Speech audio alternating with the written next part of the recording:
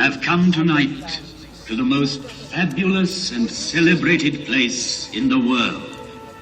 Here on the plateau of Giza stands forever the mightiest of human achievements.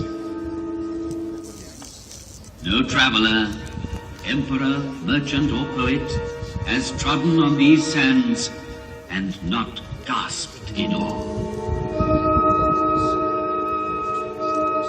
The curtain of night is about to rise and disclose the stage on which the drama of a civilization took place. Those involved have been present since the dawn of history, pitched stubbornly against sand and wind. And the voice of the desert has crossed the centuries.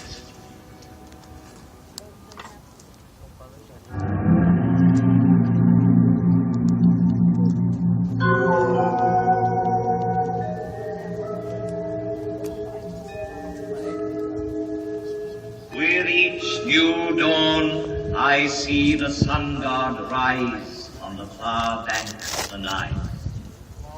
His first ray is for my face, which is turned towards him. And for 5,000 years, I have seen all the suns men can remember come up in the sky. I saw the history of Egypt in its first glow, as tomorrow I shall see the east burning with a new flame. I am the faithful warden at the foot of his laws, so faithful, so vigilant, so near him that he gave me his face for my own. I am a pharaoh's companion, and I am he, the pharaoh. Through the ages, I received many names from the people who came to me in adoration. Oh, Harmakis, you are my life's safeguard. Horus, protect me, oh great God, that I might see you every day. Lord of the desert, Lord of the heavens, Sovereign of eternity. But the name which has remained with me is that given to me by a Greek traveler, the father of history, Herodotus.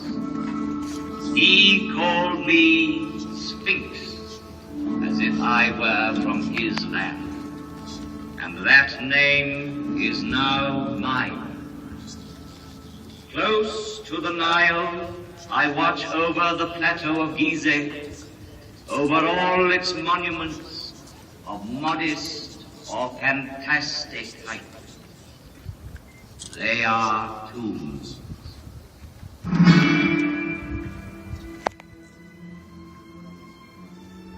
Civilizations are like islands on the ocean of barbarism.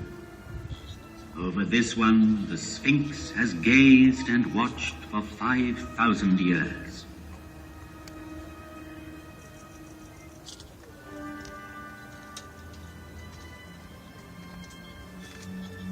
At the foot of such mountains of stone, everything becomes minute and insignificant. Man is an insect. Yet, it was men who built these massive monuments. And the names of pharaohs whose tombs they are have crossed the ages. Their glory has defeated time.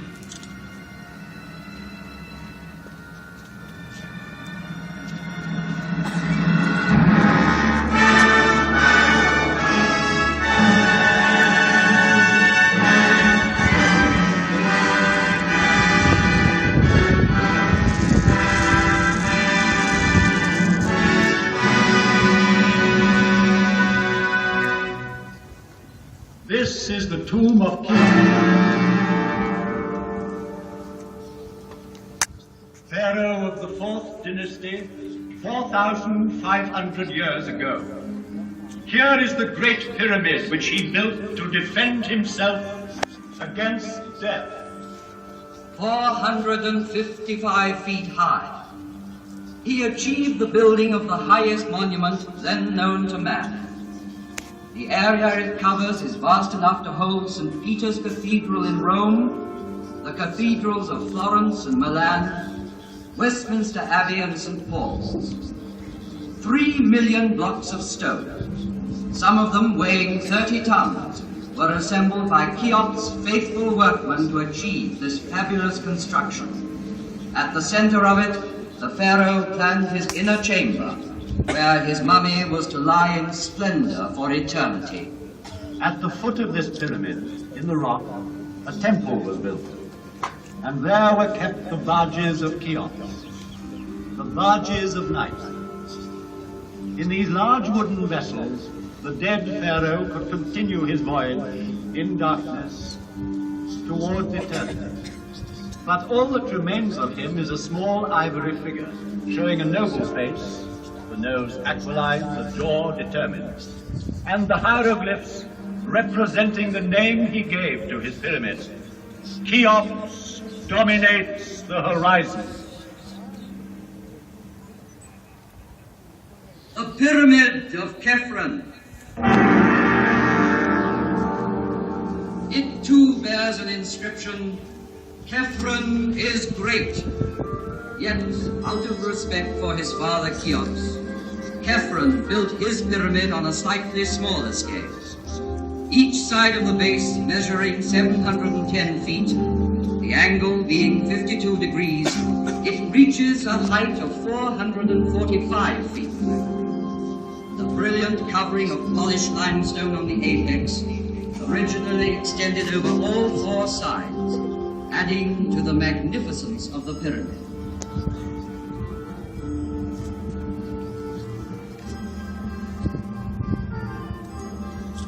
The face of Khephren has come down to us sculpted in green diorite streaked with white, a rare stone he brought back from an expedition. Here he is, close to us, in the guise of the Sphinx, carved in rock near his tomb.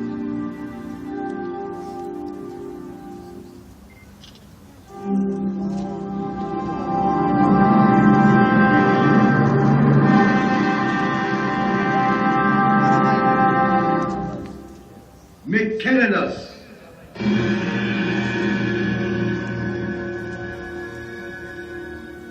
A third monumental tomb was soon to complete this immense funeral site of Gizeh and make it one of the wonders of the world. Though smaller, the Pyramid of Mycerinus is perhaps the most impressive for being the culminating point of a vast design. Having built it, the workmen climbed down from its granite flanks and, laying down their tools, looked up with wonderment.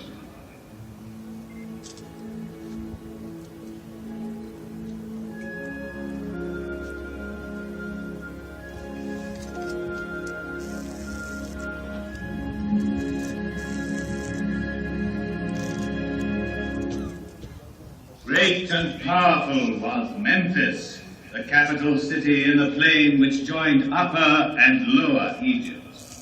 Great and powerful were the pharaohs, who on this side of the Nile built for eternity. Its aim accomplished, the 4th dynasty collapsed.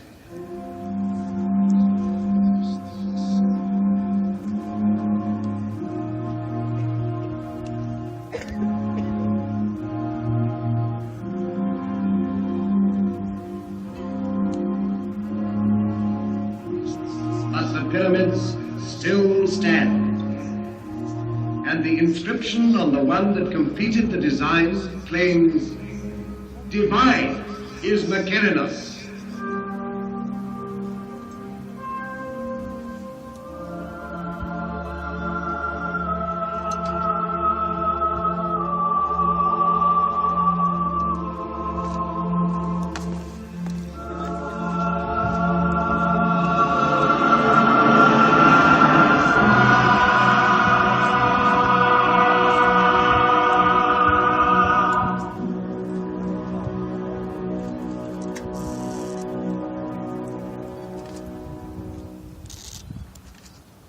Here 3 pharaohs reigned, Cheops, Khephren, and Mykerinus. Sarcophagi may be empty, wrappings unwound, yet Cheops, Khephren, and Mykerinus still reign, bearing the double crown of Upper and Lower Egypt.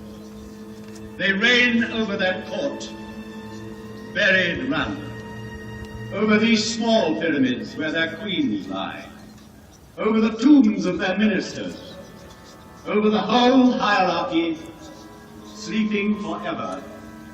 Chamberlains, high priests, buffoons, architects, courtesans, each in his proper place in these funerary chambers which are called mastabas.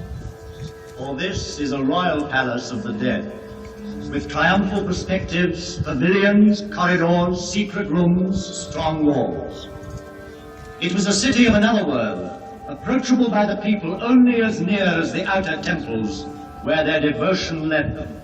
Coming from the Nile, one ascended by a monumental causeway built on the same colossal scale to the high temples, where only the priests lived among the secrets of the mummies. They alone knew for what journey the great barges were being prepared at the foot of the tombs. A journey with the sun. A journey which had lasted 4,500 years.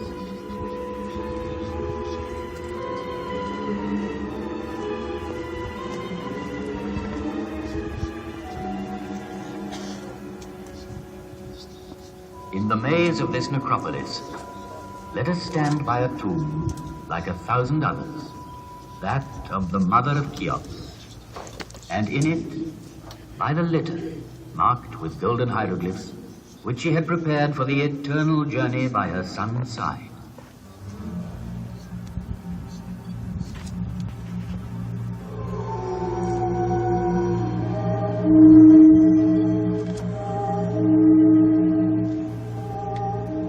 Neither wind, nor sand, nor centuries could ever entirely silence the voice of the desert.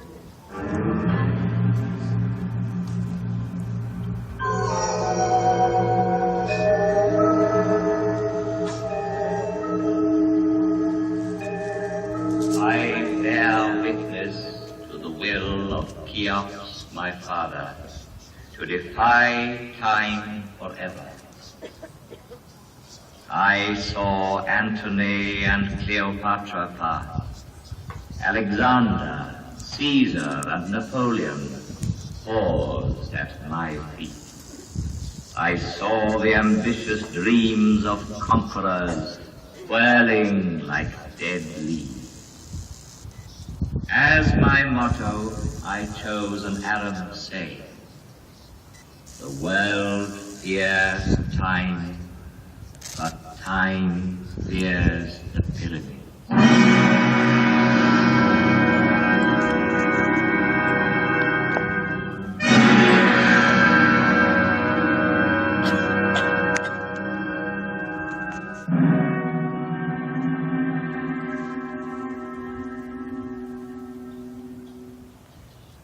Of all ancient monuments, it is the pyramids which have always appealed most vividly to man's imagination.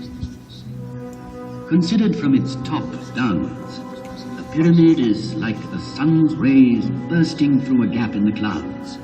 It commemorates the greatest victory of all, victory over death. It is the most perfect mansion, the strongest tent, whose great stone sides are both roof and wall, and so carefully sealed that the dream entrusted to it can live to the end of the world. The dream of immortality. To achieve this, embalmers prepared the body for 2 months, emptying it of all but its heart and kidneys.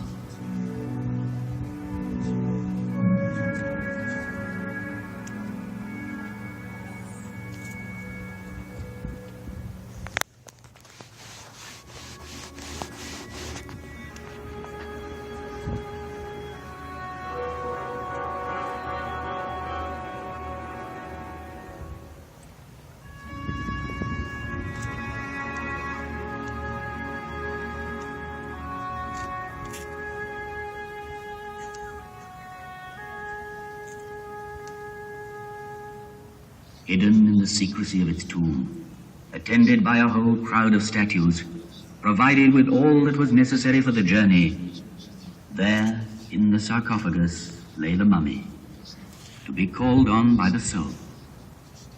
For alone and without the body, the soul could not go into the night.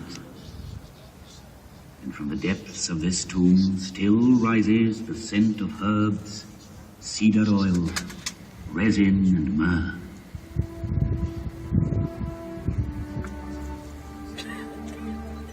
But a pyramid is also the perfect combination of simplicity and magnitude, and the interplay of its angles makes the best harmony of shape and volume.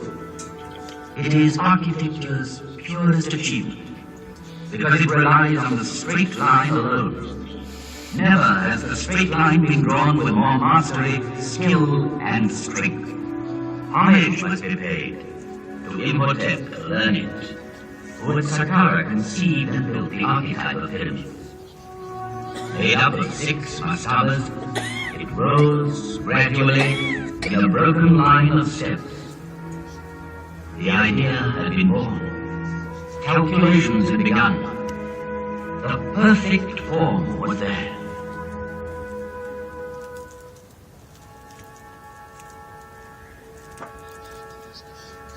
Among all the objects laid by a dead man's side in his tomb, a scribe's palette is undoubtedly the most precious.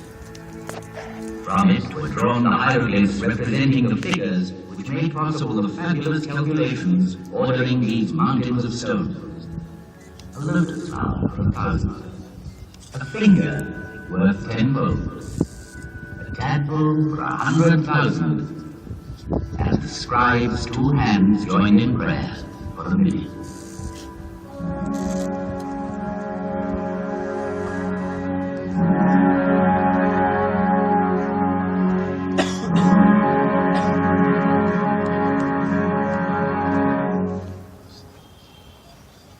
Stone by stone, it was built from earth to heaven.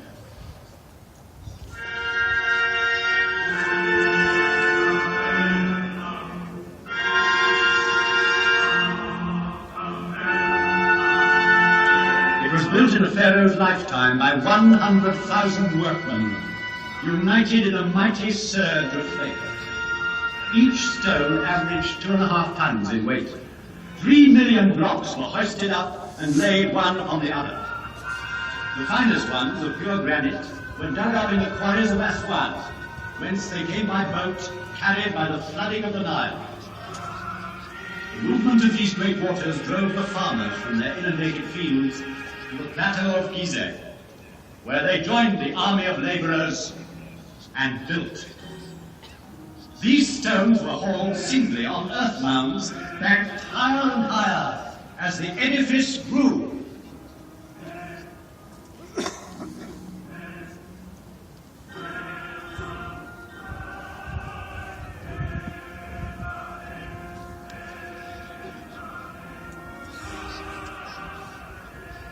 In front of such superhuman effort, can one believe in the legend of the whip? It needs mystical fervor to build a pyramid. Faith. Those who work here deserve not our pity, but our deepest respect and admiration. They lived through one of those rare times when man knows with absolute certainty what he has to do and where to go, because he believes. Here man thought that death was vanquished.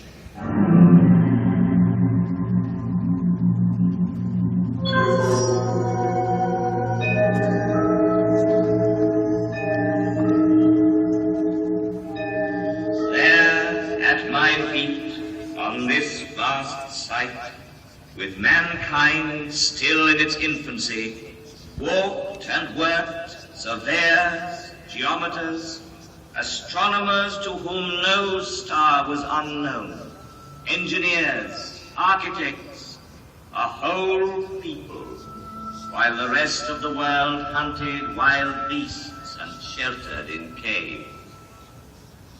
O noble Nile, I salute you, for your waters flow majestically and fostered this sacred enterprise. One day the desert sands invaded the fields, marshes dried up on the river's bank, and so to save his life, man invented civilization. He had to contend with floods, designed dams and culverts. He came to love the earth and wanted for his grave. But soon he wished to outlive the earth. And it was farmers, helped once more by their beneficent river, who built these monumental houses of the dead.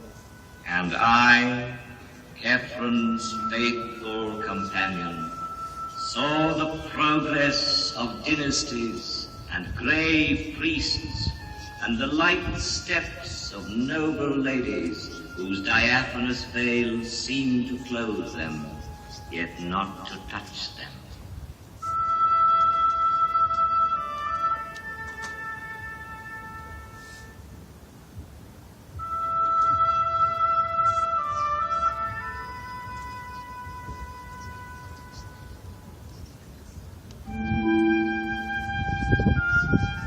Do you remember the story of the falcon that stole a sandal while the women were bathing? He snatched it in his beak and by chance dropped it near a pharaoh who was giving audience in his garden. So slender was the sandal, so small its size, that the pharaoh wished to see the owner. And he married her. And do you remember how a nobleman at the court of Cheops lured his wife's lover into a deep lake by means of a wax figure, and there had him turned into a crocodile by a magician? Wishing to impress the pharaoh with his magical powers, he willingly revealed what he had done, but carelessly too. For Cheops punished the guilty and the boaster equally. On his orders, the courtier was thrown to the crocodile, which devoured him, and the unfaithful woman was chastised. Do you remember, too, a young pharaoh, Amenhotep II? Never had there been an athlete so strong, so handsome, so fine. His shoulders were broad, his waist slender, his thighs were of bronze, and he could tame at will the wildest horse. His exploits are engraved on a stone which he laid before you. Then time in passing left him behind like an old month. Sand was beginning to choke. Kept by war in Mesopotamia, Amenhotep II was far away from his land. Then one day, while hunting the lion, a prince stopped to rest in your shadow.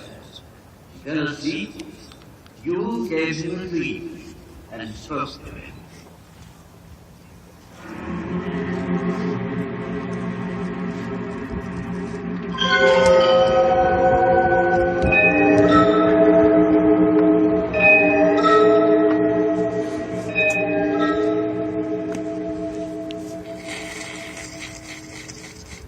Cast your eyes upon me, my son.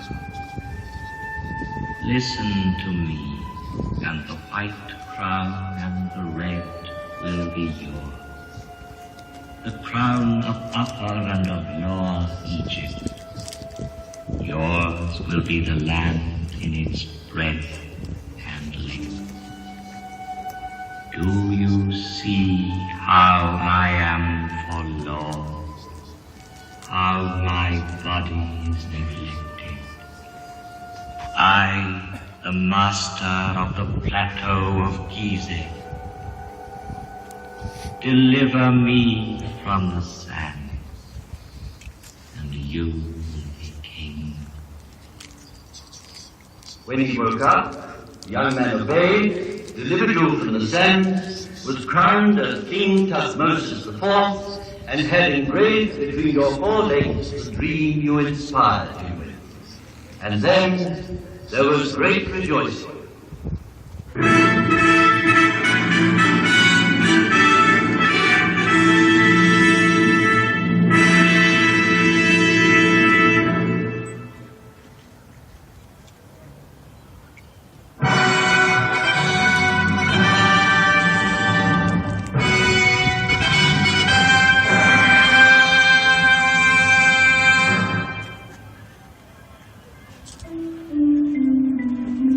The coronation ceremonies have begun. Crowds have gathered on the bank of the Nile to watch the ritual tests of strength. Now the royal barge is coming upriver, manned by 200 oarsmen.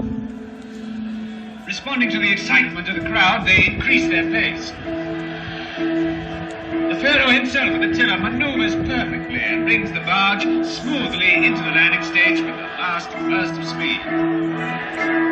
Cheers break out as the pharaoh comes ashore and swiftly makes his way towards the targets of copper set for his display of archery. The crowds follow him to watch.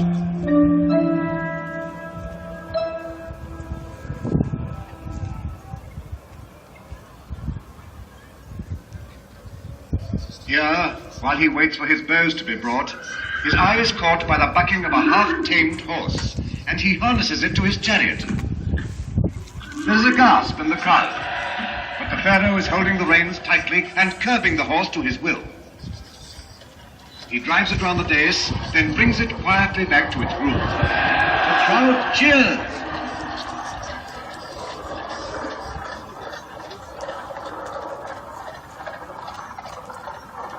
Now the pharaoh has chosen his bow. He has tried more than 50 others before selecting this one. He mounts his chariot and rides off towards the first target.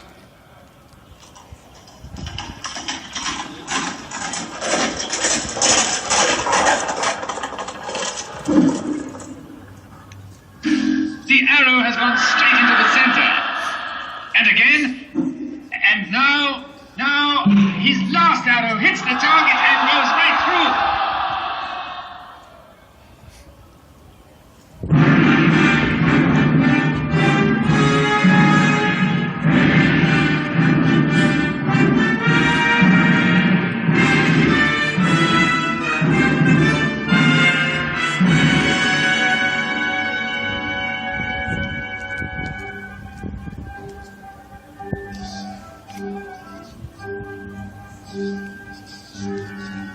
This is his triumph. Standing up in his chariot, the pharaoh makes for the dais where his throne awaits him. The court, the priests, the people present him with praise, incense, and offerings. He receives the double crown and, mounting his triumphal chariot, goes to worship in the temples of Harmakis, Cheops, and Khephren. Long live the pharaoh!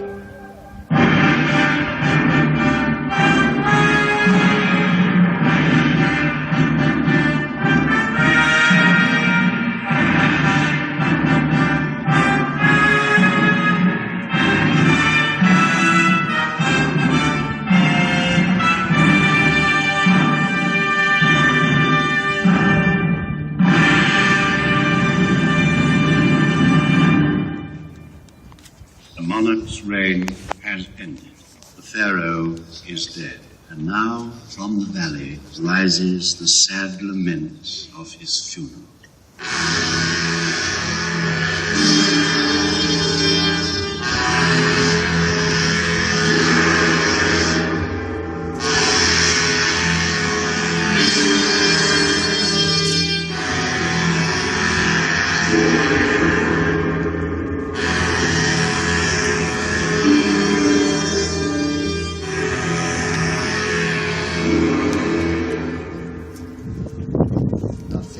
Is at rest in his coffin made of wood, adorned with gold and precious stones. The ceremony at the lower temple is over, and ascending the causeway, the funeral procession nears the tomb, escorted by princes, high state officials, and priests.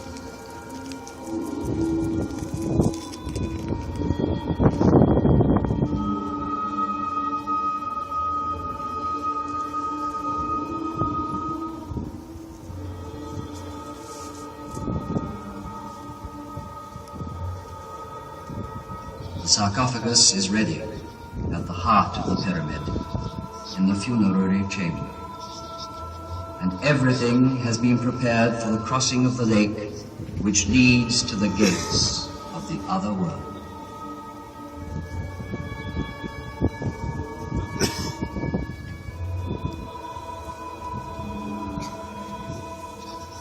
The last slab of stone is going to be sealed with such cunning that it will never be known which part of the wall was the door.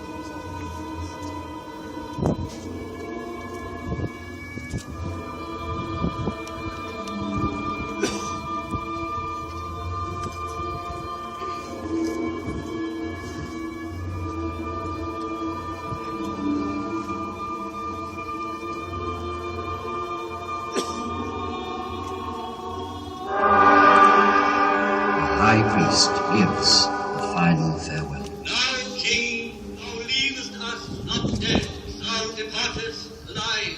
If thou goest, thou shalt return soon. If thou sleepest, thou shalt awaken. If thou diest, thou shalt walk again.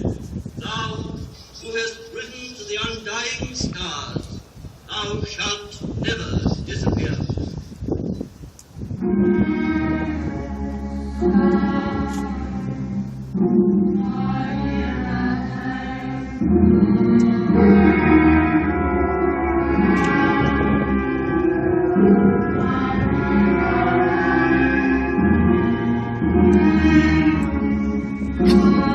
Alas, let us lament without rest.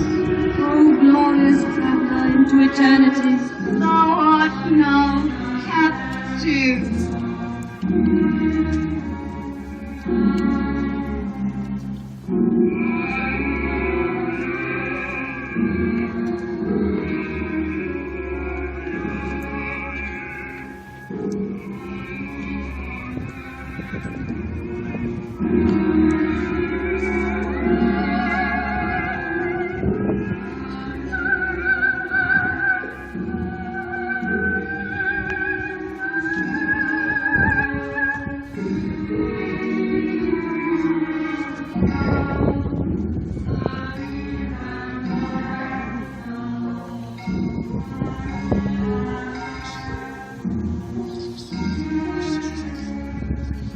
So, through millenniums, dynasty succeeded dynasty. But among all the monarchs of ancient Egypt, none is more appealing than this young pharaoh, a poet and a mystic who followed Amenhotep III. Civilization in its splendor had spread southward step by step, making the valley of the Nile like a triumphal way, bordered by the papyri of learning, furrows of prosperity, terraces of peaceful living and deep meditating tombs. The flame of knowledge had passed from Memphis to Thebes.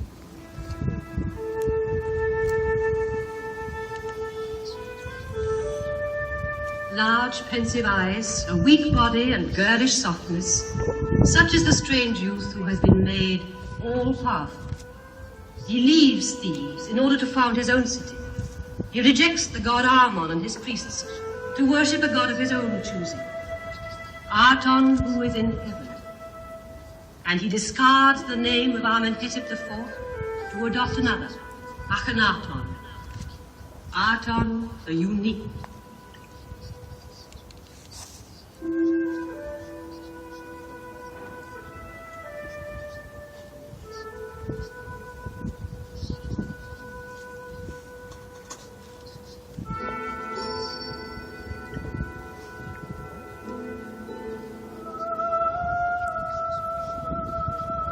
With him, the walls surrounding the royal wives fall. The veils are drawn back, and in centuries to come, people will see and love the graceful figure of Nefertiti. She was by his side in his struggle to establish the new faith. Of this faith, she was like a reflection. Her radiance inspired sculptors. Thus, the image of her beauty came to us in stone. 30 years old, and he died. 3,300 years ago, he wrote and recited this prayer.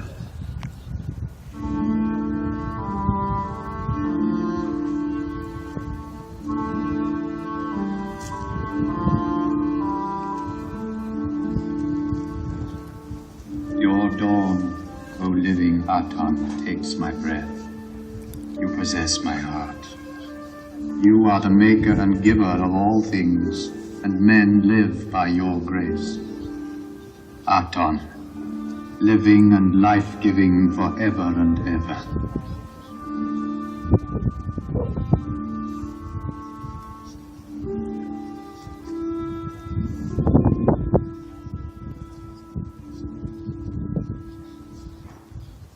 Their love lasted but a season, the time of a bloom called Nefertiti. Yet there is sadness still in the hearts of men. His successor's name was to have been Tutankhaten.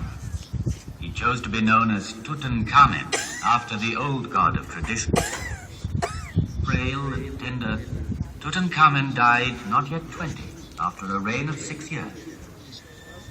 But 3,000 years have not yet withered his fine, youthful face, nor tarnished the treasures gathered round him in his unfinished tomb of the Valley of the Kings. Today, the world marvels at them.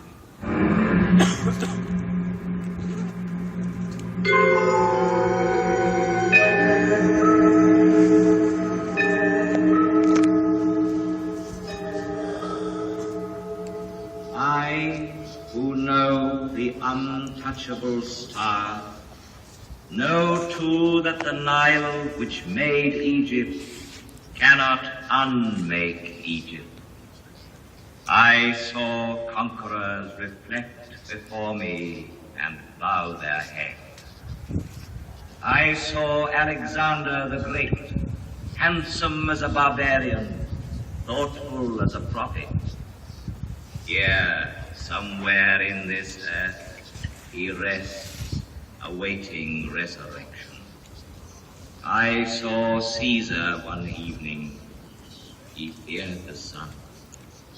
Our last queen, Cleopatra, bore him a child, but Caesarion was not a true pharaoh and died before ascending the throne. I saw Napoleon and his burning eyes. Centuries passed over my forehead, yet those great soldiers raised no more than dust. I have known years of despair. An irascible emir of the Middle Ages disliked my smile, thought it pagan and ironical, and so had me disfigured by his artillery. Then children found me ugly. No longer did anyone come and pray at my feet or listen to me. The keys of old Egypt were lost. I was nearly buried in sand.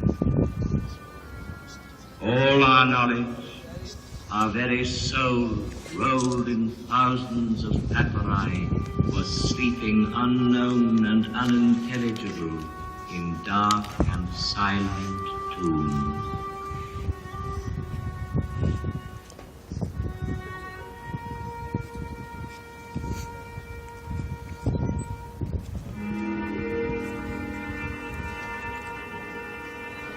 Yet the miracle did happen.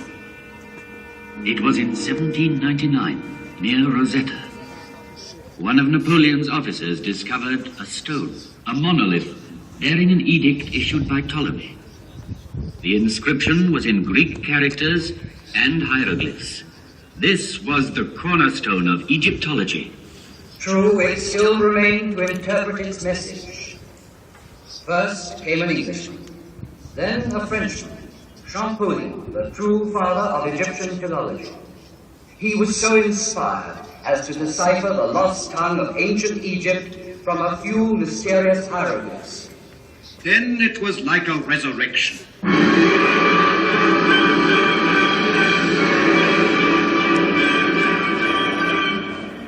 All at once, from the funerary chambers to the peaks of the pyramids, hieroglyphs were born to a new life. Herons, lotus flowers, fishes, hares, and drakes, the mysterious characters suddenly woke up fluttered and sang like creatures of the fields as the sun rises. It is as if in answer to a celestial call of trumpets, old Egypt had risen from its grave, young and immortal. Young, immortal, and rich in beauty, like Nefertiti.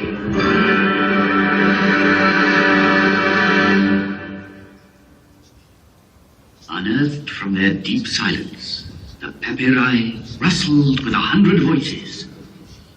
They had bloomed on the bank of the Nile. They had crossed through time. And then, 5,000 years later, they unfolded the dramatic story of a civilization. From their leaves even rises the voice of the first schoolboys who struggled to write. They were weary and feared the cave. Offer your constant thanks to God. He will grant you his grace always. And learned men from the whole world in quest of this civilization stronger than sand and death were enthralled when, in maxims and proverbs, they found a wisdom as ancient as the pyramids, as eternally young. In the depths of the tombs, they heard voices rising again after thousands of years. The plans of men never wholly succeed, but only what God has ordained. If you want to keep the friendship of people you visit as master, brother, or friend, beware of women. The room where they sit is full of ill feelings. Do not answer good by evil. Justice comes before strength. And historians were deeply moved, because so many centuries later they were reading, yes, love letters. What can be sweeter than walking in the fields before a man one loves? I can no longer touch your heart. Why? If I go walking, you are there with me, everyone, with every step. My hand is in your hand. Listening to your voice troubles my mind. My whole life hangs on your lips. For me, seeing you is better than eating or drinking.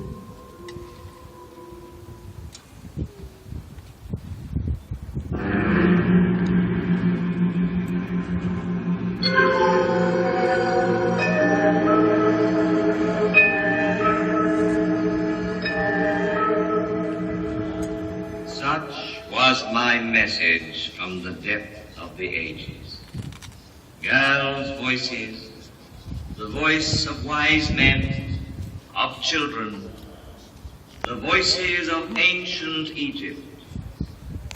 And if those voices sounded familiar to you, it is because their first echo had already reached you through Greece and Rome, Christianity and Islam.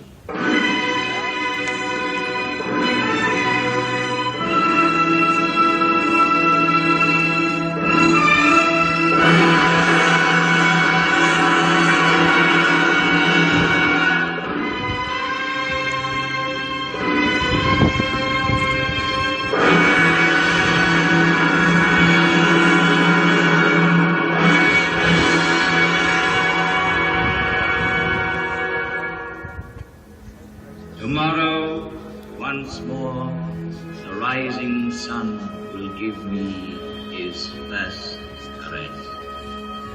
Thousands of other suns shall rise again, and man's oldest achievement will remain the highest, the purest.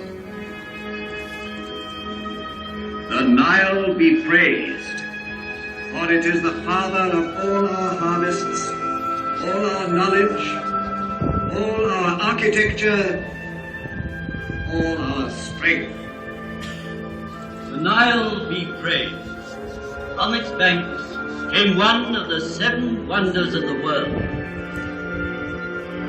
The Nile be praised, for it bears tomorrow's prosperity and happiness. The Nile's river of hope, from Aswan to the Delta.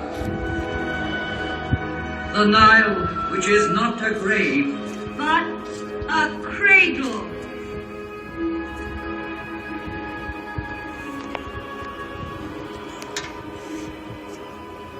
In the course of time, only human achievements crumble and fall. But the spirit which conceived these monuments cannot perish